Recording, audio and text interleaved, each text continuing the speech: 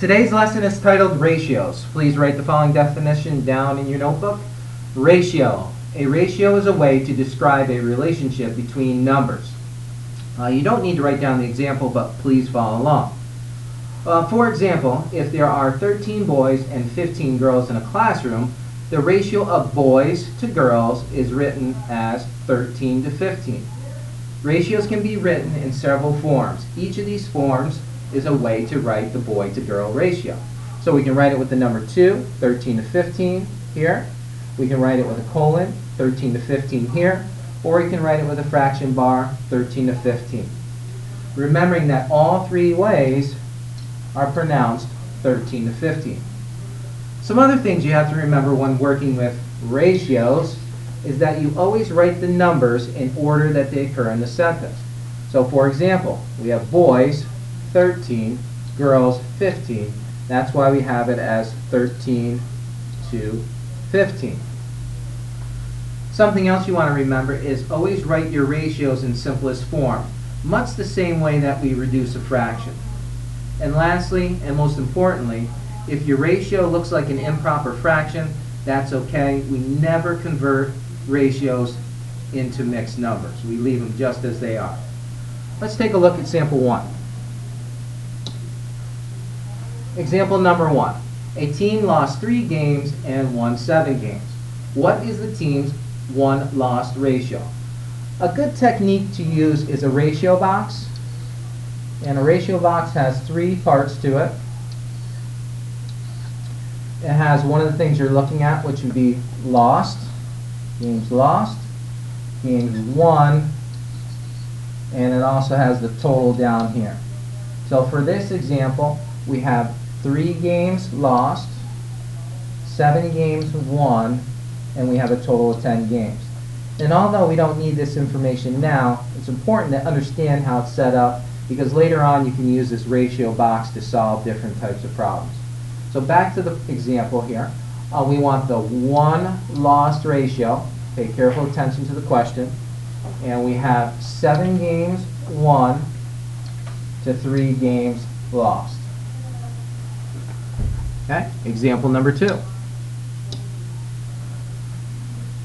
In a class of 28 students, there are 12 boys. What is the ratio of boys to girls? So again, we'll use the same technique. We'll set up our ratio box here with the 3 parts. We have boys, girls, and the total. And if we go back to the statement, we have 28 students. That's our total. We know the number of boys. That's 12. And we're looking for the number of girls. So if we do the math, 28 minus 12, we end up with 16 girls. And when we go back to the question, we're looking for the ratio of boys to girls. So boys is 12, girls is 16. We'll write it in fractional form. 12 to 16. Remembering that we must put it in simplest terms. Both are divisible by 4. We end up with 3 to 4. That's the ratio, 3 to 4. Now on to practice. Please complete letter A and B. Don't forget to construct a little table to help you out, and come back when you're ready.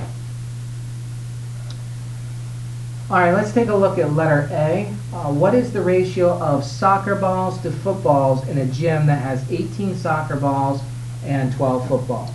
So I'll go ahead and I'll create a little table here quickly. And on my table I can put soccer, football, total. And soccer we can see there's 18. Football we have 12. And that's a total of 30. And it's asking me for the ratio of soccer balls to footballs. So that's 18 to 12. And we can see that can be reduced, which would equal, what, 3 to 2. And again, even though it's improper in a fractional sense, we leave it just as it is because it is a ratio. On to B. A zoo has a combination of 30 camels and giraffes. The zoo also has 2 zookeepers. What is the camel to giraffe ratio in the zoo that has 14 giraffes? So the first thing you probably noticed is that this is extraneous information, so we don't need that, but we can go ahead and create the table. And they're asking for the ratio of camel to giraffe. So I'm going to put camel, giraffe, and total. We know our total, which is 30. We know the number of giraffes, which is 14. So if you did 30 minus 14, you'd end up with 16. And you go back to the question, camel to giraffe. So we have 16 14ths, which again we can simplify, 8 to 7. So our ratio there is 8 to 7. If you got those both right, give yourself a nice 100%. Great job.